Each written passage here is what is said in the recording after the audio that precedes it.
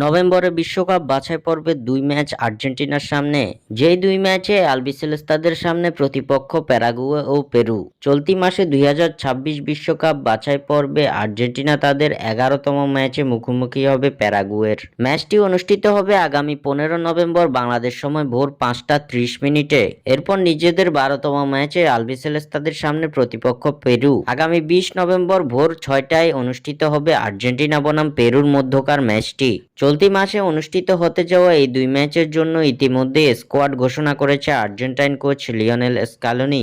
স্কালোনির ঘোষিত সেই স্কোয়াড ইতিমধ্যে শুরু করে দিয়েছে দলীয় অনুশীলন। তবে এর মাঝে ভেসে এলো বড় এক দুঃসংবাদ। ইনজুরির কারণে আর্জেন্টিনার বর্তমান স্কোয়াড থেকে ছিটকে গেছেন দলের অন্যতম সেরা এক তারকা। আর্জেন্টিনার বর্তমান দলে সেন্টার ব্যাক পজিশনে ভরসার নাম লিসান্দ্রো মার্টিনেজ। তবে এবার এই সেন্টার ব্যাককে পাচ্ছে না আলবিসেলেস্তারা। ম্যানচেস্টার ইউনাইটেডের হয়ে খেলার সময় ইনজুরির কবলে পড়েন লিসান্দ্রো মার্টিনেজ, যার ফলে চলতি মাসের দুই ম্যাচের স্কোয়াড থেকে বাদ দেওয়া হয়েছে তাকে। তার পরিবর্তে দীর্ঘদিন পর জাতীয় দলে ফিরেছেন ফাকুন্দো মেদিনা।